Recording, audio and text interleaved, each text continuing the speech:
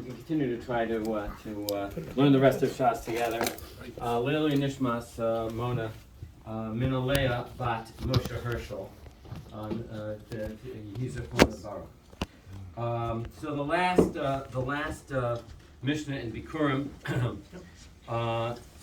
Also Michael, you want to Michael and Benji and Jonathan want to say the Kaddish at the Siyum. So it's a little bit it's an unusual Kaddish. So okay, all right. So the last mission Bikurim, which is the last mission Israel, is Ketzad Eno Shava Lola Nasim V'Lo Nasim. So it's talking about very topically. It's talking about the Tumtum and Androgynos, right? And the Tumtum and Androgynos, for those who do not know, they're people of indeterminate. The Androgynos, someone who has both simanim, and the Tumtum is someone who has neither simanim, basically.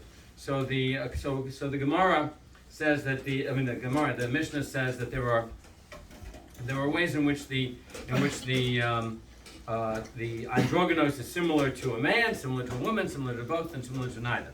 So here we're on the last part of this. Ketzad Eino Shava Lola Nasim V'Lo Nasim. In what way is it not like a man or a woman, like men or women? Ein Sorf and Truma al Tumas Ziva. So we're talking about Ziva, these kinds of Tumah that are personal Tumah that come out of a person's personal secretions. Ve'en Chayavin Alav al Bias Mikdash. Lo Ka'anashim V'Lo Kinashim. Not like men and not like women. Ve'en Nimkar Ve'eved Ivri. Lo Ka'anashim V'Lo Kinashim. He can't be sold as an Eved Ivri, not the way that women are. Women and men are sold different ways. As an Eved Ivri. If it's a man, it can be sold as an adult. If it's a woman, it can only be sold as a child, and then is freed at the age of 12. Ve'eno nera lo kanashim v'lo kanashim. And if the person says erchi alai, then he has nothing to say because he's neither a man or a woman, so you don't know how to assess him. Ve'im amar hareini nazir shezeh lo ish v'lo isha. And if a person says this is that he's a nazir, and assuming that this androgynous is neither a man or a woman, he's a nazir. Rabbi Yosei Omer androgynous bria b'fnei atzma he. Who? So androgynous is his own creation. V'lo yachlu chachamim lahachriya alav im hu ish o isha. Aval tumtum eno chen pamim shehu ish pamim shehu isha. And that's the last Mishnah in Bikurim and in Zraim. Hadran alach seder Zraim v'hadrachalan. Datan alach seder Zraim v'datachalan. Lani nishemi nach seder Zraim v'lati nishemi nan. Laba ama hadim v'loba ama da'ate. Hadran alach seder Zraim v'hadrachalan. Datan alach seder Zraim v'datachalan. Lani nishemi nach seder Zraim v'lati nishemi nan. Laba ama hadim v'loba ama da'ate. Hadran alach seder Zraim v'hadrachalan. Datan alach seder Zraim v'datachalan. Lani nishemi nach seder Zraim v'lati nishemi nan. Laba ama hadim v'loba ama da'ate. V'ama da'ate. Yehi ratzon milfanecha Adonai Eloheinu v'Elohei Avotenu shetehei Toratcha u'nusenu b'olam hazeh u'tehei imanu b'olam haba. Chanina bar Papa, Rami bar Papa, Nachman bar Papa, Achai bar Papa, Abba Mari bar Papa, Rafram bar Papa, Rachish bar Papa, Surcha bar Papa, Ada bar Papa, Dara bar Papa. Harav Nadon Eloheinu et divrei Toratcha b'finu v'fifiot amcha be'Yisrael niyah nachnu v'tzatzenu v'tzatzei amcha be'Yisrael kolani yod eish mechel l'dei Toratcha me'oivai tichakmeni mitzvotecha ki li'olam hi li yihi libi tamim b'chukecha laman lo evosh li'olam lo eshkach pikudecha ki vam chitani baruch atah Adonai lamdeinu chukecha amen amen amen sel v'ed modim anachnu lefanecha Adonai Eloheinu v'Elohei Avotenu shesamta chalkenu miyoshvei beis hamedrash v'lo samta chalkenu miyoshvei kronos she'anu mashkimim v'hem mashkimim anu mashkimim l'divrei Torah v'hem mashkimim l'davar b'telim anu amelim v'hem amelim anu amelim v'mkamos chai v'hem amelim v'enu mkamos chai anu ratzim v'hem ratzim anu ratzim l'chayim haba v'hem ratzim l'ver shachad shene'amar v'yata Elohim toredeim l'ver shachad anshe dam v'mirma le'yachzu yamein v'yaneit evtach bach yiratzon lefanecha Adonai Elohai kashem she'asartani l'sayim seder Zraim Azartanu l'sayim seder Zraim Kain to Azreinu la'achil mesechtos ha'shvarim acherim u'l'sayimam l'mor l'mei l'shmor v'lasor l'kayim et kol divrei Talmud Toratecha b'ahava v'zechut kol hatanayim v'amarayim v'talmidei chacham yamod lanu u'l'zarenu L'shalom tamush haTorah mipinu umipi zarenu v'zera zarenu ad olam. V'titkayim bi b'halecha banu b'hithalecha tancheh otach v'shachlecha tishmor alecha v'hakitzoti hi tistichecha ki vanu yirbu yamecha v'yosifu lecha shnot chayim. Orach yamim b'yamina v'smola osher b'chavod Adonai oz li'am yitain Adonai yivarech et amo.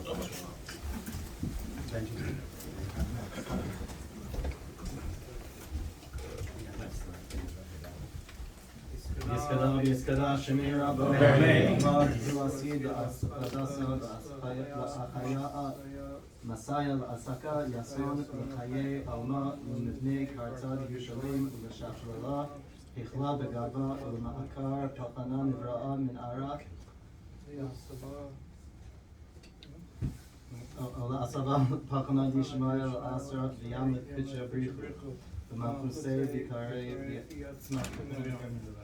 B'chayechon v'yomechon v'chaydecha b'etz Yisrael v'agala v'zman kirvi v'ramei. Amen. Yisbarach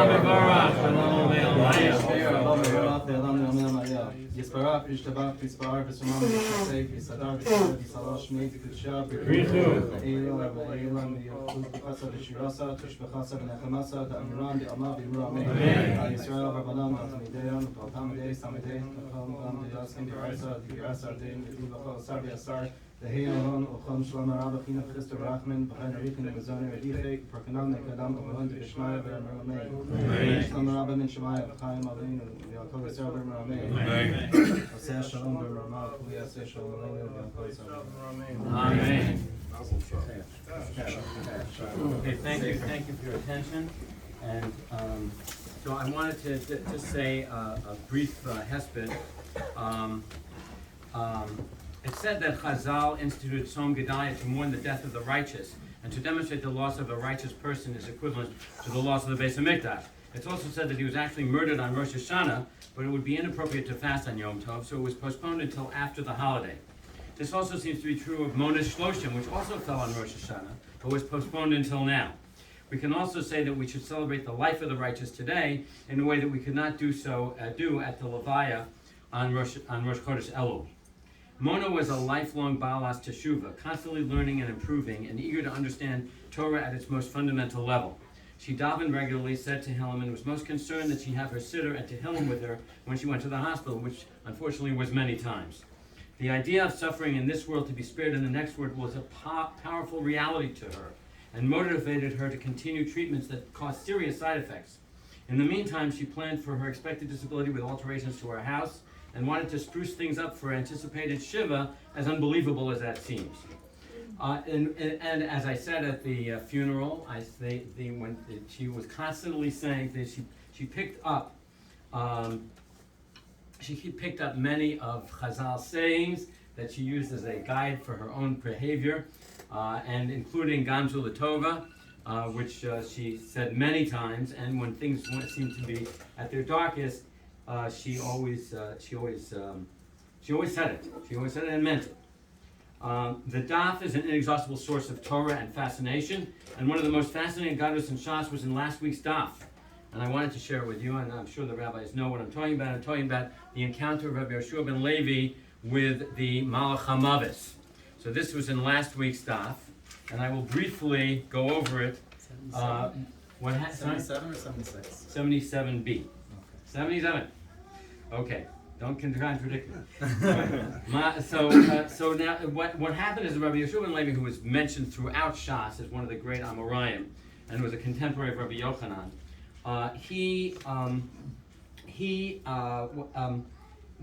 all of the Amoraim and Tanaim were avoiding certain ill people because of the understanding that it was some kind of contagious disease, something called Ratan. And Rabbi Yochanan, Rabbi Yeshua ben Levi did not avoid them. Instead, he learned Torah with them, and he said Torah is going to protect him. So this is and quoted a pasuk to say that it's going to protect him. And so we might say, Ein Som Chanal Nes, can you really do that? But it's clear that it was an act of bravery and great emunah for him to do that. And then it just doesn't say that he died of Ratan or anything, or that he got sick, but it just says that that when it was time for him to die, on high they paskin that the Malach HaMavet should follow his instructions, do whatever Rabbi Yeshua ben Levi says. So Rabbi Yeshua ben Levi says, "Show me my place in Gan Eden." And he takes him to show him his place in Gan Eden. He said, as when we're going there, he said, "Let me have your knife so that I'm not going to be afraid." So he gives him his knife, and then famously he jumps into Gan Eden, and he swears he's not going to allow himself to be removed from Gan Eden. And then they checked to see if he always kept his oaths, and the fact that he never violated any oath, which is of course not unexpected, a tzaddik. Then he was allowed to stay in Gan Eden, but he had to give the knife back to the Malach HaMavet. So that was the psak. He didn't want to give the knife back either. So you can see this as a kind of a reality in terms of his conduct with these people who had this contagious disease. He was unafraid of death, and he did what had to be done. And then whatever happened, and then he was able to see. He was zocha to be able, because he was able to conquer his fear of death and attach himself so strongly to Torah and to teaching that he was able to actually go to Gan Eden without dying. And this is what happens. This is what the Gemara says. And I think that we can see that to some extent Mona also achieved something of this level, because she really conquered her fear of death. She was able to continue, and she did not become depressed, and she kept us all going, and she kept on, no matter what she's talking about. I'm not going to be able to walk. I'm not going to go. But she said, well, we'll have to have this. We have to have an elevator. We have to have this. We the stairway or whatever. And she was able to do it in a very practical, matter-of-fact way, and just deal with it. So as I said, by accepting the ways of providence, she conquered her fear of death, as Rabbi Yeshua ben Levi did in this Agada. Therefore, when the time came, she was able to leap straight into Gan Eden. This partially explains, I feel, her last week in the hospital, when almost every intervention went against her, like from our point of view. But it seemed like it was the time for her to die, as it in fact was. So we prayed after her seizure on the 20th of July. The 11th of July, she crashed into the house. On the 20th of July, she had a seizure in my presence, and she went to the hospital. We called the Hatzalah, and with Jonathan, and we were afraid that she would not wake up.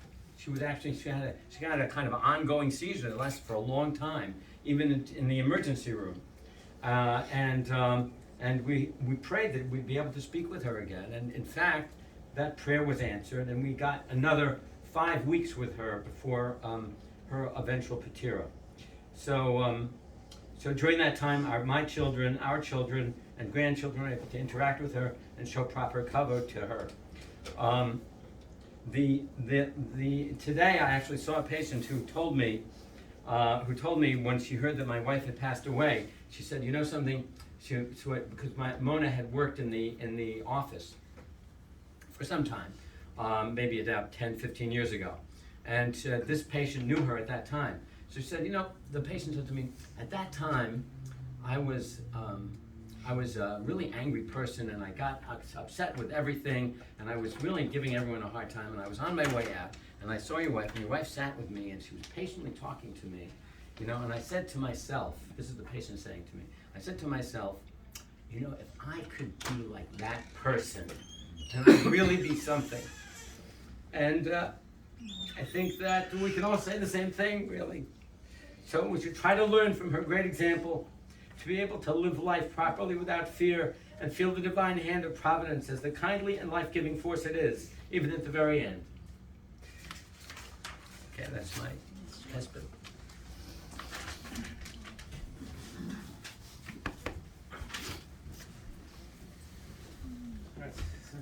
It's a very tough act to follow. So thankfully I was able to, over Rosh Hashanah, I found something that from Rav Dessler. I'm very enjoy a lot. I'm sure I've told my father many times, but he has a few very good lectures about Rosh Hashanah, about Elul and Tishrei in particular, and this is taken from a drasha he gave in Gateshead in 1944. So he says that the Zohar teaches that shortly before a person dies, he is granted a vision of the Almighty such as he was never aware of in his lifetime, and as a result of this enormous exposure to spiritual light, the person dies. So that's the actual cause of death. Doctors will know on the death certificate a person can have all sorts of stuff happening, but there's one thing that says this is what is the cause of death. As the pasuk in Shmo says, no man can see me and live. The Zohar adds, but he does see me when he dies. On the other hand, we find sources that instruct that a person on his deathbed should declare that if he, God forbid, utters any words against Hashem while dying, he's saying that he annuls it in advance. But it's an odd thing to say, because how can we reconcile this? If we're saying that the person, right before he dies, is seeing this like awe-inspiring light from Hashem, how is it that he's going to, say bad things against Hashem? And the answer is that a person who realizes that he's dying and sees the blinding flash of insight, a vision of God, but this vision can lead to two very different reactions depending on the person. If the person's a tzaddik, then he sees the light and he accepts the will of God, and he can be peacefully taken by the Rebbeinu Shalom into the world to come. However, if a person is not a tzaddik, and the knowledge that all the things that he values are now about to be stripped away, then it could lead to a very, angry and resentful reaction. And as my father said, and as Rabbi Trump said a month ago at the Levaya, we may not have believed that the end was approaching, but my mother knew, and she had known for some time. Although there was always that, indefatigable spirit of hope and optimism, as my father said, making plans and, installing the chair, etc. It was clear that she understood and she accepted the decree, just like Rav Dessler mentioned, a tzaddik should. And I was thinking that it's fitting that my mother was niftar on Rosh Chodesh El, which is a time of introspection, a time of coming close to Hashem, a time for families and communities to renew their bonds and come back together. Over the year, people do things, they go away for the summer, etc. And my mother was very much about, getting family together, at the, Chnasas Sefer Torah, and last year during her birthday party, she was very much, focused on the next family gathering. So I think that's fitting as well. And now we're in the Asar Simei Tshuva, and I mentioned it to my sister when we were in Israel during the Levaya there. It brought to mind a drasha that I heard when I was visiting from friends, a Shiva Shalvim for Shabbos about 20 years ago, given by Rav Stav, and he explained that people go through life as if stumbling in the dark of night. And you have a general idea perhaps of where you are and where you're trying to get to, where you have been, but you can't be sure because it's dark. We have a bit of an advantage because we have the Torah and Rabbanim to help guide us, and but we still really can't see the full picture of what's happening. And in this fog of war, it makes things difficult for us to accomplish the things that we want or to make decisions that we think we should. However, there are a few times in a person's life, there are stuff called barak b'layla, when a lightning strike, streaks across the sky and illuminates everything. And for that moment, a person can see where he's been, where he's supposed to go, what he's supposed to do. And it's a shocking moment, something that you might not expect. It's just dark, and then there's a flash. But it provides us with a rare opportunity to shake up the status quo and make changes that we might not have been thinking of, or that we might have been thinking of doing maybe for years. And the thought that I had, and I said to Devorah earlier, is that we should take this moment of shock, and even though it was not entirely unexpected, it was shocking, during this most auspicious time of year, to make some change, some concrete change. And may Hashem bless us all of our efforts with success, and that we should have a year in which we influence others around us for good, as my mother did, and maybe be zocha for a year filled with bracha and joy. Amen. I think so.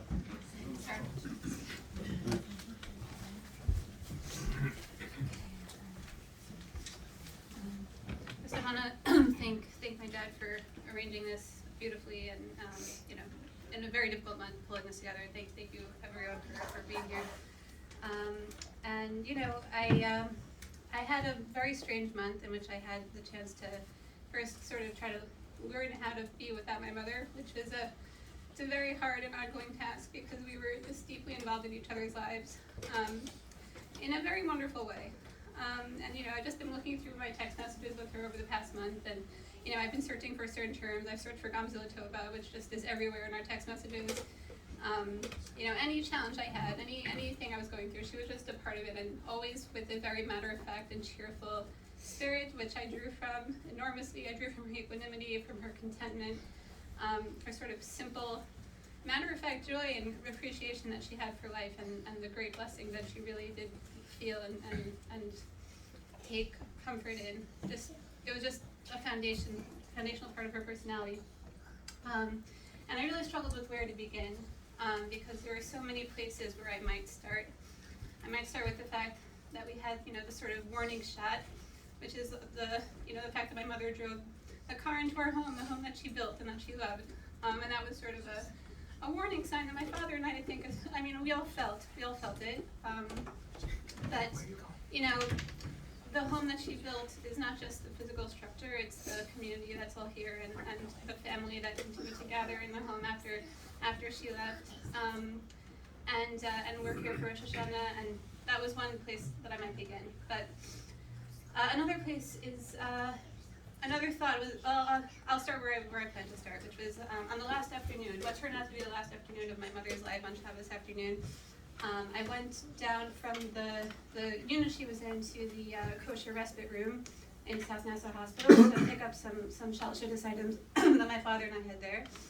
And I met this couple, the Shores, who also live in the Five Towns, and we'd seen each other around the hospital, but we never had really talked. And her mother was also in the hospital at the time, and so she asked me how things were going. Things were clearly not going well, so I sort of started to lose it. But she reminded me, she said, she comforted me, saying, whatever happens, it's Rosh Chodesh Elul now, and Hashem is closer now, and it'll be please God, a smoother departure for her. When we were at the Kura in Israel, I mentioned that in the short test that I said there, and my friend Malka Genovese, who was there, said, it's also the time when we start blowing shofar, and it's sort of a royal farewell almost. It's an escort for your mother. And now it's Tishrei. We all went through the long, strange month that is Elul together as a people, and we there's a lot of spiritual activity, and there's a lot of introspection, and there's a lot of reflection, and a lot of physical preparation, and all the rest of everything that goes into Elul. And there's a time of awakening. And during that month, Jonathan and I went to England to visit my father's uncle, my great uncle, my father's mother's brother. And my father's mother was from England. And on our last day there, we couldn't know this, but obviously it was a time of mourning for the whole nation in England. On our last day there, our flight was delayed by half an hour because it was the day of the Queen's funeral, and the country was observing a moment of silence for the Queen. No air traffic was allowed, buses pulled over and stopped, and the large and bustling airport went quiet. And at the end of this moment, trumpets sounded, people applauded, the moment was over, and we were permitted to board the plane. And 3 weeks before, also on a Monday, we boarded a different plane in a different country, also immediately after a funeral. And obviously, during that long moment, I thought about my mother. And since that time, I've thought about other related ideas. I've thought about, the zichronos, the remembrances that is a part of Elul, what it means to remember, what it means to look back, what it means to think about a life. I've thought about the theme of coronation, the shofar, and I've thought about the mothers and children that we read about in Rosh Hashanah. I've thought about Rachel crying for her children, Chana being separated from her small son and bringing him a coat each year when she visited him. many of the themes that make up Rosh Hashanah just felt different this year. And I might write more about some of those at a later time, but I also wanted to remember my mother as she actually was. When I visited her in the ICU, the first day after her seizure, after her July hospitalization, she was having a very hard time. Until that point, it was the lowest I had ever seen her physically, you know. And as my dad noted, we'd been through a lot over many of the course of many years in terms of her physical health. I will also say my mother did have a very goofy side, and she would have been totally fine with the phone going off, like no worries at all. Like she would have started. So it's not all serious, but you know, so it was the lowest I'd ever seen her physically, but her spirit was still so much there, even though you know, she was struggling for words. She was sort of hovering between sleep and wakefulness, but she was still very much my mom. She was aware that I'd been there for a few hours. She told me I looked tired. She told me to sit down. At one point, she must have sensed that I was scared. She told me, you know, I still remember very clearly. She said, "Your mom will be okay." She had this sort of matter-of-fact nod that she had, the way she would say things, and you know, and she was in great distress and confusion, but she looked beyond whatever she was going through, and she saw another person in the room, and she wanted that person to be okay. And you know, I believe it was the next day. I think I spoke to Michael. I told him that, you know, I was horribly afraid that, you know, this time would be different. That all the other times we'd sort of had an innate confidence she'd come back, even though it was dire at other times as well. But this time I just felt it was different this time. And he told me it was because every other time she comforted us, you know, through her challenges, and she lifted us. And this time she wasn't quite able to do that as much as she tried. But as my father said, you know, we had a sort of a bonus month. We had that extra 5 weeks with her, and in the last month of her life, you know, we shared a lot of what we always loved together. I brought her cooking magazines. We shared recipes. She kind of ordered specific things off the cooking, you know, magazines at times, and you know, we tried to make it kind of the way we'd always been. Like, you know, I would cook for her. She would tell me how to tweak things, you know. And we talked about vacations that we'd taken and things that we might do. My mother and I were great driving buddies on vacations. We always tended to drive together and take the scenic route and stop at farm stands and stop at, you know, old mansions and things like that. And I told her I'd take her to the spa when this was all over. And, you know, it was, we really had some of that spirit, that kind of cheerfulness that characterized our relationship. But in one of our last in-person conversations before her hospitalization, she told me she had a charmed life. This must have been in early July. And this surprised even me, even though I knew her way of thinking about things, and I knew the way she was. But I was surprised, you know, she'd been through a lot in her life. And this, you know, although of course it was filled with blessings and filled with good things, I was surprised that she would describe it as charmed. But she really did believe it, and it was true, because she was so grateful that she'd found Yiddishkeit. She was so grateful for my father, who, you know, the two of them together had kind of taken that journey together. She was extremely grateful for her children, extremely grateful for her grandchildren, extraordinarily grateful for her friends, her community. She was buoyed by everyone who davened for her. She was buoyed, as my father said, by the challenges that she had to face, because she viewed the getting over them as a kindness from Hashem, and even the challenges themselves as an opportunity, you know, to reflect and to push herself and to grow and to, you know, atone. So, you know, I'm just trying to keep that warmth and that cheerfulness, you know, with me as I move forward. And you know, one of the things I had to learn was how to cook in my mother's kitchen without her, and to get up on her Rosh Hashanah and do it. And it was something, you know, I tried to take a bit of her decision, a bit of her firmness and her steeliness, and just move ahead in this cheerful way. And I'll say, even though I'm not looking very cheerful right now, but one more thing I might share is also on the last Shabbos that we were together. My dad, it was the second Shabbos that my dad and I were together in the hospital, and he asked me to bring a tablecloth this time, and I was trying to figure out what tablecloth would actually work on the small hospital tables that we've been using, because they were just sort of these tiny round tables. And I looked around in our tablecloth closet, and I grabbed one that looked like it might fit, and it ended up when we were there and we were setting things up, it fit beautifully. It was like perfect for this table. And my father looked at it after I had set things up, and he said, well, that was your mother's tablecloth that you had not seen in many, many years, and we had never used because we don't have a table small enough for it. And unfortunately my father's mother passed away when he was very young, and I never knew her. And but the past month I thought about her as well, especially because I went to England. I got to speak to her brother a little bit more. I learned more about her life. It felt as though there was a coming together of mothers in my life. And that is something that I'll continue to think about, and I will try to live up to all of their examples, and that's my husband. Thank you. Angie, you want to say something? I won't be quite as long as the very well crafted messages of my illustrious family, but I'll try. During the first terrible night, I was hosting my older brother for Shabbos, and we rushed to the hospital as soon as we got word. We didn't know that anything particular was happening. We just were told, get to the hospital as soon as you can. And I made sure my wife, Ariella, managed to hand me a photo album with pictures of my mother with my daughter. And we rushed to the hospital. It took us 40 minutes or something like that from Queens. And when I got there, I learned what happened. And my father glanced at the photo album and he tearfully said, I hope that Nina remembers her, my daughter. And over the next couple of days, I thought to myself,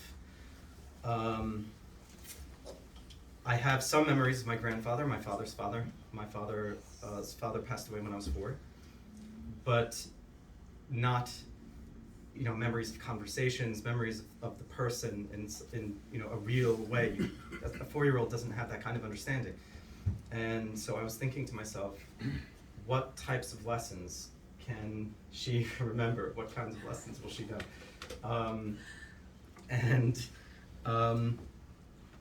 I was thinking over time, well, if you think about it, how many generations do we really know going back to our ancestors? How long can we remember those people who were real people, who had these same experiences, who suffered loss and went through hardship and had amazing successes and built what we have now? And that was pretty depressing for a short amount of time. And but then I came to the realization, we are the product of those people, of all those people. We have those experiences that they went through. They form us, they form our children, they form how we interact with the world, everything. Our people is a very eternal people. We are one of the few groups who can not just claim these sort of, wafting images of culture that get passed down over time. We have it codified in a concrete way that was passed down through generation and generation and generation. This past summer, when my wife and I went to Israel before, thankfully we were able to show pictures to my mother before we got back. There's a small spot directly behind the Begin Institute in Yerushalayim. And it's this old archaeological dig that's a gravesite that was buried for who knows how long. And in that gravesite, they discovered the first and oldest piece of Hebrew writing ever. It's a small silver amulet that was in a gravesite with the exact words of Birkas Kohanim that we use now, from 3,000 years ago, from Bais Rishon. And we can take strength from that. And my mother made sure that she would rebuild that link and keep that chain strong for us. And she did. And she had 4 children, and she built a bias for us that was conducive to it and that let us build our futures. And hopefully we will continue that chain forever. And just to focus that from the sort of overarching thing to a more personal thing. When we have within striking distance, I guess, of those people we remember, you can identify those particular lessons that they transmit. So for my grandfather, the lesson that my father made sure to impart to us from him was discipline and management of time. the time, is incredibly important, and that we have a very limited amount of it on this earth, and we have to make use of every single moment that we can. My mother, if I had to crystallize a lesson and what she really stood for, was resilience, which my sister mentioned and my father mentioned. My mother was ill from the time I was 6 years old. For 23 years, she fought and lived. It wasn't just a struggle. It was so little of a struggle from my perspective as a child that for most of that time, other than maybe the very beginning and at very particular points, I did not even know that I was the child of a cancer patient. It was, I knew it from on an intellectual level, but it didn't affect me in any meaningful way. I know that over a very long period of time, we always made sure to say her name, for Misha Berach, etc. You can go.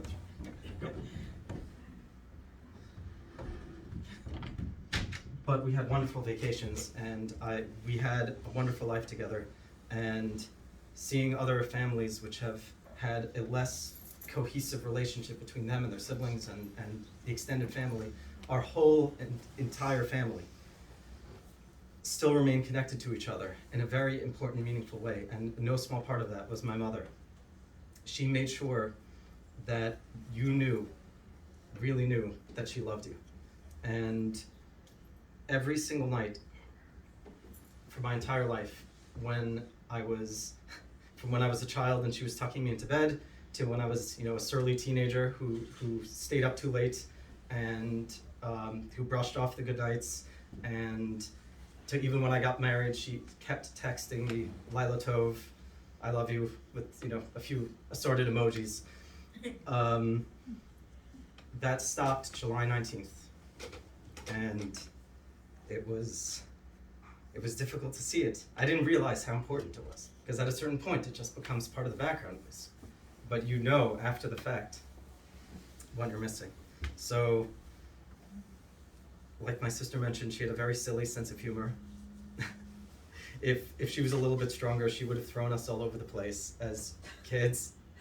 And I kind of do that to my daughter. But it's the sense of humor that my siblings and I have is kind of a mix of my father and my mother. But the silliness is from my mother. Remember the Niagara Falls thing running down the hallway? But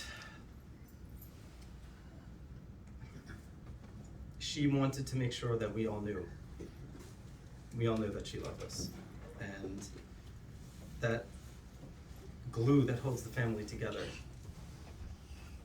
is vital, and hopefully we'll be able to perpetuate it. Okay.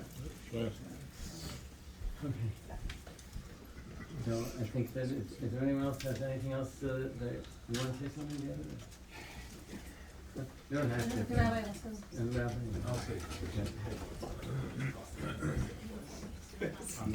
okay, I'm not too organized here, so.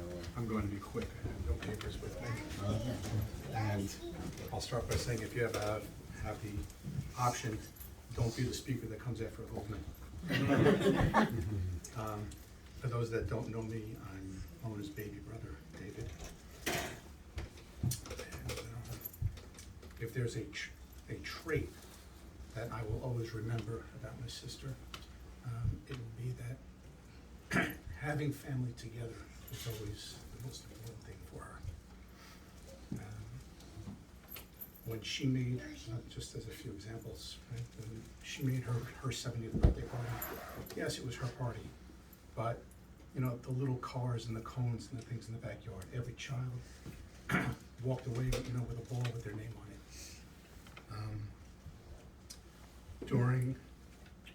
During Shiva, my son Chaim signed us up to learn Mishnayos, and so nothing ever happens without a very good reason. And he just so happened, he said, Thomas has left. Okay, so we started learning, and my favorite yontif has always been Sukkot.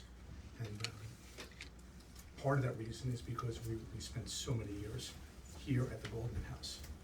So of course when we started learning, the very, very first thing we learn is, when do we start to mention rain? When do we start to mention, when do we ask for rain? And that's all about the end of Sukkot.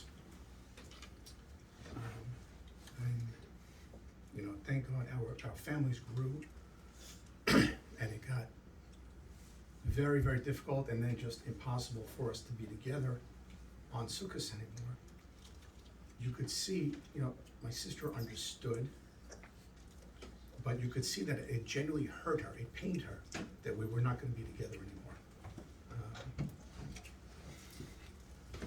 And I had a few other things I wanted to add, but I'll just say that going forward, this year, she gave us a challenge. Sukkot will still always be my favorite yontif. It'll always be one of my best memories, being with my sister and my extended family. And now we've all got the added challenge of remaining happy during the entire yontif of Sukkot. So every time I start to feel low, I said, no, Mona wouldn't want me to do that. So always have the best memories of Sukkot will always be with Mona and the Goldman family. Rabbi?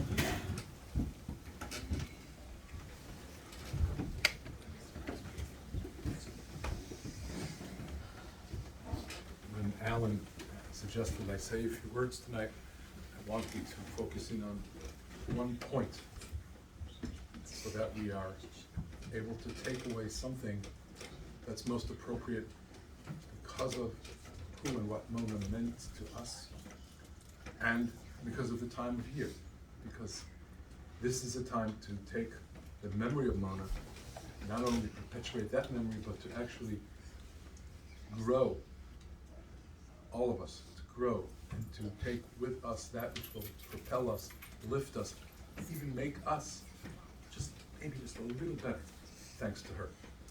This is the time of year where we say, Be'ein melitz yosher mul ma'avid pesha. We always talk about this melitz yosher idea. What is a melitz yosher? Mina, in her life, in her name, was a melitz yosher.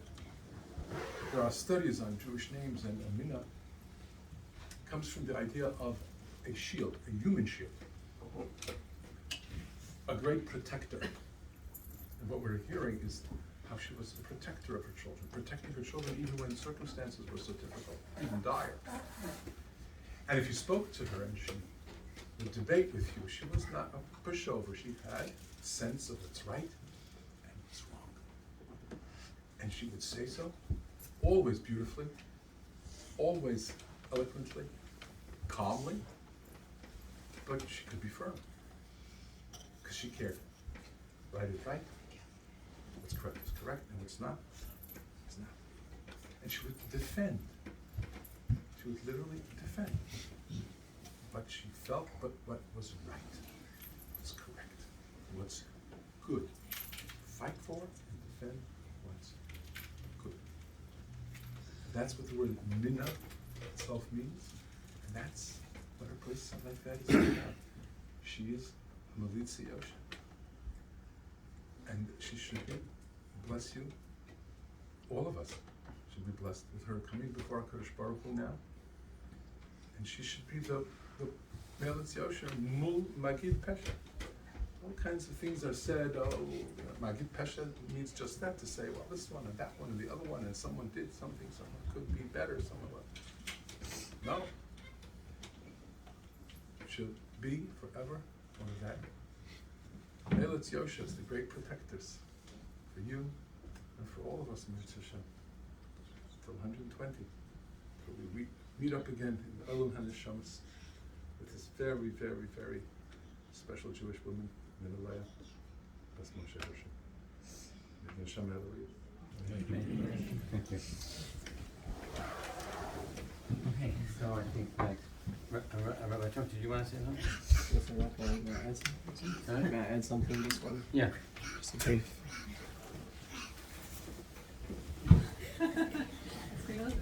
just really want to just close on one thought and to continue right out on this point. And that is that really reminded me just all the different pieces is that something we just read essentially yesterday. And that is between two of the most magnificent stories about the birth of Yitzhak, the solidifying as Yitzhak on day 1 of Rosh Hashanah, and day 2 is the Akedah. We have wedged in the middle one piece of information which seems completely detached from everything else, and that's the story of the peace treaty in Avimelech, and Abraham, and the whole business seems completely out of sorts of big events in the life of Abraham. And the Mashal of the Ishbitzer Rebbe says that because Abraham Avinu led a very confusing life. He was told he's going to be this, he finds God, he discovers HaKadosh Baruch Hu, and because of his actions, because of expressing that, he's thrown into a fire, as the Midrash tells us, by his own father. His father brings him to the authorities. He takes a trip with his father, he kind of gets almost halfway to Haran, his father stops, he has to carry on going, leaves his father behind, and then he's told he's going to have his children. He tries to adopt his nephew, a very goodwill for his deceased brother, and that doesn't seem to work out. They're at odds with each other's value systems, and then he drifts away, and then he tries to fight for him, and Lot sort of drifts into the anti-Abraham area. Everything in his life, he listens to Sarah, marries Hagar, he has another child, and this child doesn't seem to be adding up, and he has to chase him out, and everything he tries to do, it seems, it doesn't, we have the end of the story, but it's very confusing to live in Abraham Avinu's life. And then into his life walks his next door neighbor, a non-Jewish heathen, who says to him, Abraham Avinu, I want to make a deal with you because I see God must be with you. So the Yashar says, sometimes in our lives, it's all very confusing. And there are those moments we realize that Hashem really was with us the whole time. And somebody on the outside can say, and they can verify and ratify that what we're doing added up. And then there are those precious here in life who actually live with that realization themselves, and they don't need somebody on the outside to tell us that. I think that's the Gams of a Tov that we've been hearing about, is to have the idea, know that through all the dead ends and the reroutings and the detours, and that's not just the realization, because a person realizes that, like Mina did, like Mona Goldman did, then it isn't just the ability to give the resilience to get through every situation, it's also a guiding light as to how to lead a life. May we be able to hear her call. May we be able to hear that if through what she went through, she knew Hashem was with her the whole time, maybe we can in our lives, in our different tests, also be able to hear that. Always hear that because Hashem so certainly was with her. Thank you everybody for sharing in these beautiful, beautiful memories. Thank you. Thank you everyone for coming, and we're going to daven Marav It is mine. somewhere. We should bench. We'll bench first. Les, do you want? Oh, you didn't want. So do we have any other Kohanim here? Oh yes, we have. Did you eat? You didn't eat. Okay. All right. Well, so then I will lead them.